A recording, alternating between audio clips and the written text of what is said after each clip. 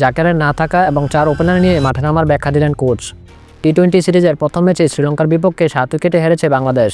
এমন হারের পর আলোচনায় টাইগারদের একাদশ নির্বাচন। কারণ গত ম্যাচে একাদশের 4 জন ওপেনার ছিল। নাইম শেখের মতো নিয়মিত ওপেনার খেলেছেন মিডল অর্ডারে। দ্বিতীয় টি-20-র আগে বাংলাদেশ দলের হয়ে গতকাল শনিবার সংবাদ সম্মেলনে এসেছিলেন প্রধান কোচ ফিল সিমন্স। সেখানে গত ম্যাচের একাদশ নির্বাচন নিয়ে সিমন্স বলেন, 4 ওপেনার, সবাইকে বুঝতে হবে কোন পরিস্থিতিতে এই সিদ্ধান্ত নিয়েছি। জাকের আলী চোটে ছিল, সেখানে আর কাকে খেলাতে পারতাম বলুন? বোলারদের মধ্যে কাউকে? সবাইকে বাস্তববাদী হতে হবে। একজন ব্যাটার খেলাতে হতো আমাদের, তাই ব্যাটার খেলিয়েছি। আধুনিক ক্রিকেটের যুক্তি দিয়ে সিমন্স বলেন, এই ফরম্যাটে অনেকেই দেখবেন ওপেন করে, 5-6 নম্বরেও ব্যাট করে। মানিয়ে নেওয়াটাই বড় ব্যাপার। আমাদের এই সিদ্ধান্ত নিতে হয়েছে কারণ জাকের আলী অনেক চোটে ছিল, তাই এটাই করতে হয়েছে। সিরিজের বাকি ম্যাচে জাকেরের খেলার সম্ভাবনা নিয়ে সিমন্স বলেন, আজকে তাকে আবারও আমরা দেখব, তারপর সিদ্ধান্ত নিব তার পজিশন কালকে কী হতে পারে সে ব্যাপারে। আজকে মাঠ দেখব, উইকেট দেখব, সব দেখে রাতের মধ্যে সিদ্ধান্ত নিব একই দল খেলবে নাকি ভিন্ন কিছু করব।